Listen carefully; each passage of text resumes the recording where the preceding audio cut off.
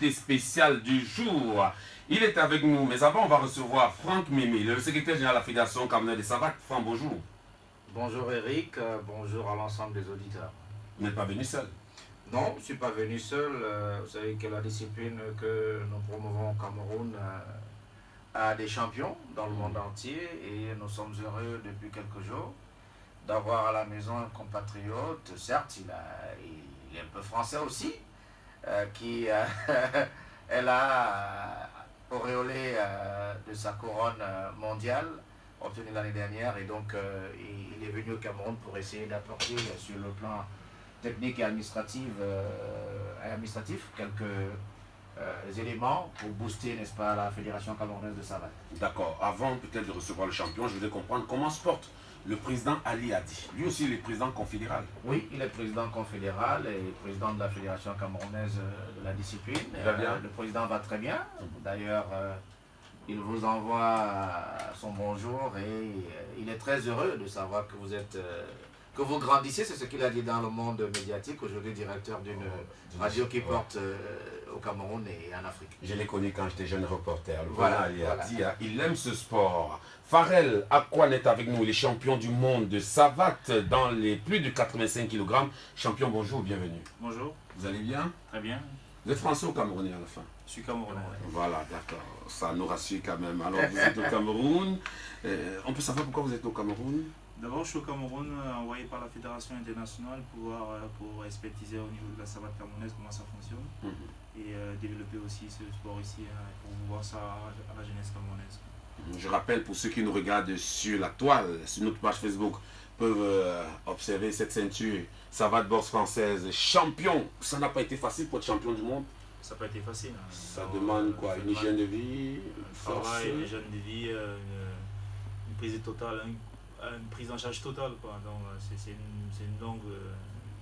une longue aventure pour être champion du monde. C'est pas facile. Alors comment vous travaillez? C'est dans un club? C'est en individuel? Comment oui, ça se passe?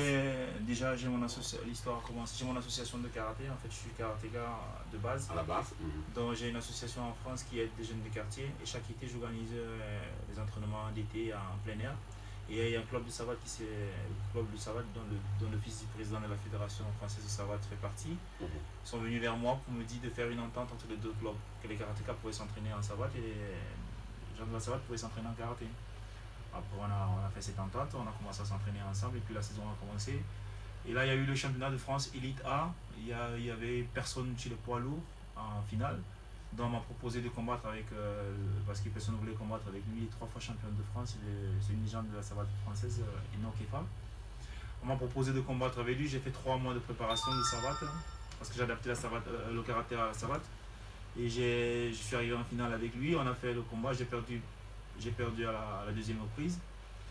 J'ai dit je vais pas laisser, j'avais déjà fait 3 ans sans rien faire, je vais arrêter la compétition complète. La dernière compétition que j'ai faite, c'était là au Palais des Sports avec l'équipe du karaté du Cameroun. Donc j'ai dit je ne vais pas laisser arrêter avec une défaite, quoi.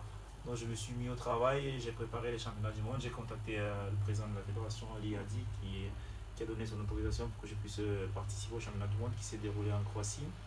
Et en Croatie, j'ai croisé au premier tour un Tunisien que j'ai battu. Après j'ai croisé un Bulgare, oui, que j'ai battu par KO à la première reprise.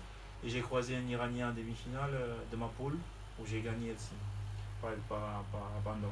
Donc après, il y a eu 3 mois de suite, nous sommes allés en Chine, parce que le Russe était champion de sa poule aussi. Donc on a fait le premier de la poule A et le premier de la poule B, sont en finale des championnats du monde. Donc je me suis entraîné pendant 3 mois de plus. Je suis allé en Chine en décembre, le 17 décembre 2017. J'ai croisé le Russe en finale en Chine à Hangzhou, à la ville d'Hangzhou. C'est un combat très difficile qui a duré 5 reprises de 2 minutes. Et à la fin, j'ai gagné par unanimité des juges. Voilà, quel parcours! Je rappelle que vous êtes champion du monde JKA en Russie, c'est le karaté, 2 fois champion de France de karaté également. Oui. Vous avez fait 8 combats de MMA et 3 défaites seulement enregistrées. Donc, c'est combien de victoires? 5? où il y avait des matchs nuls dans le MMA. MMA, il n'y a pas de match nul, donc c'est 3 défaites Et 5 victoires. 8 fois champion de France de savate, plusieurs fois champion du Cameroun et Afrique du Non, Caraïbe. pas 8 fois champion de France de savate, pardon. Vice-champion de France de savate. Non. Vice-champion de France de Ouais, c'est savate. ça. Voilà. Et c'est facile là-bas. C'est pas facile, je vais vous surprendre parce que tout ce parcours que j'ai fait dans la savate a été financé par moi et mon club. Donc rien n'a été financé par le Cameroun. Tout l'argent est sorti de ma poche. Et avec mes partenaires, on a fait ce voyage de Croatie et ce voyage de Chine. Imaginez combien ça peut coûter. Donc, Mais est-ce que vous avez quand même contacté les autorités camerounaises? si, j'ai pour contacté M. Qu'est-ce qu'on vous a dit?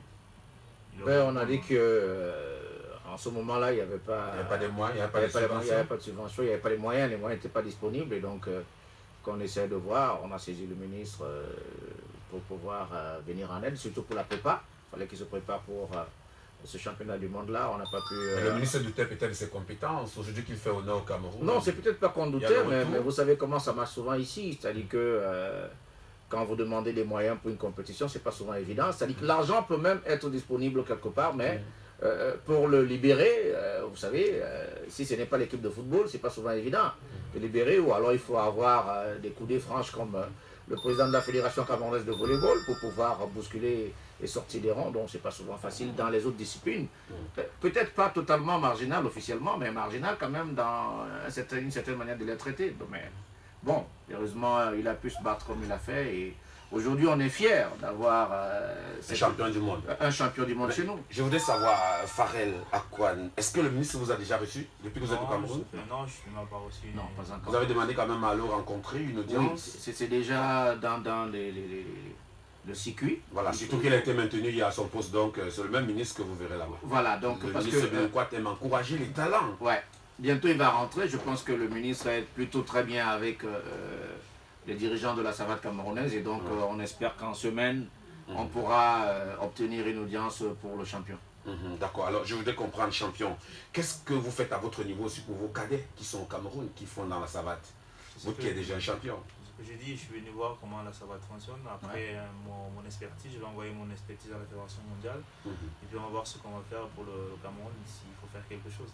Voilà, même pas un don depuis là? Mais Au je Cameroun, vous dis, j'ai dépensé plus de 30 millions pour faire ce tournoi. Et vous me demandez... Et vous avez gagné quoi en retour, champion? Ça c'est Uniquement la ceinture?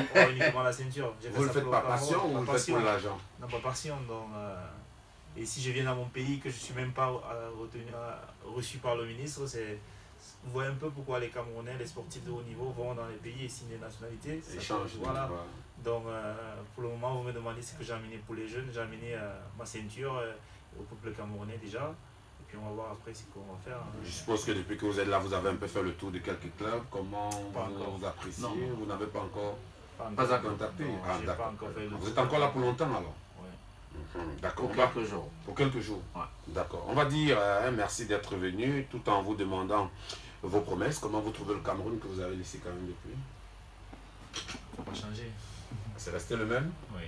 D'accord. LG, Oui. votre calendrier prévoit quoi, Franck Méné? Ben écoutez, comme il est là, il est la priorité pour ce qu'il est venu faire, c'est-à-dire apporter de l'expertise technique, apporter une certaine dimension dans l'organisation administrative de la fédération. Donc à partir du début de la semaine, on va essayer de mettre un chronogramme clair pour pouvoir travailler, parce qu'il est venu avec un certain nombre de matériel qui vont permettre de mieux organiser le travail que nous faisons au niveau de la savate. Et donc c'est ce qu'on va d'abord faire. Et l'autre priorité, c'est également, parce que c'est quand même un champion du monde, il faut bien que le ministre puisse le recevoir. Je peux rassurer, on a de bonnes relations avec le ministère des Sports. Et donc, certainement en semaine, si le calendrier avec les rentrées parlementaires n'est pas très chargé pour le ministre, on trouvera une plage pour qu'il soit reçu. Voilà. Je vous rappelle que Vous pouvez parler dans le micro. je suis pas rien que champion du monde, je suis le premier Africain champion du monde poids lourd. Oui. La savate boxe française et le premier Camerounais. Voilà. Jamais le Cameroun, je crois qu'on compte 2 champions du monde au Cameroun dans tous les sports confondus. Donc ce n'est pas, c'est quand même c'est pas quand même quoi. C'est pas rien. C'est quelque chose de grand Voilà, pour la jeunesse donc, camerounaise. Donc, déjà d'Afrique, voilà. moi je suis sollicité déjà pour faire des stages au Gabon, au Sénégal et au Maroc. Donc Je suis le premier Africain poids lourd en savate boxe française. Et si le Cameroun vous abandonne, vous signez une autre nationalité? Ce n'est pas ça. Non, je vous pose la question. Je ne sais pas si c'est ce que vous avez dit. Je vous pose la question. Non, moi j'ai mon pays, je fais ça pour mon pays. Donc, Le Cameroun n'a pas l'intention de l'abandonner. D'accord. Et ce sera quoi la suite de votre carrière? Vous êtes champion du monde, vous abandonnez? Je peux pas. Vous allez continuer? Je continue. J'ai mes projets et puis je continue à la savate. Il y a des combats perspectives? Oui, il y a des combats. J'ai une proposition de combat de savate pro à Las Vegas dans 3 mois. Je n'ai pas encore décidé si je signe ou pas. D'accord. Alors, Pharrell Acquad, merci d'être venu. Merci à vous. C'est toujours un plaisir de recevoir un champion. Franck Mémé, merci d'être venu. Mais je t'en prie, Eric, merci de l'amitié que tu nous fais ce matin et de permettre aux jeunes Camerounais de croire en la savate. On a un grand champion dont vous pouvez rêver également. Nous, à Royal FM, on adore les arts martiaux. Voilà. On va dire que c'était l'invité spécial du jour, alors que l'actualité sportive de la semaine a été riche en football. Le fait le plus marquant reste jusqu'ici la prorogation du mandat du comité de normalisation de l'Africa Foot pour 6 nouveaux mois. La CAN 2019 a aussi constitué l'un des grands axes développés dans les colonnes des journaux.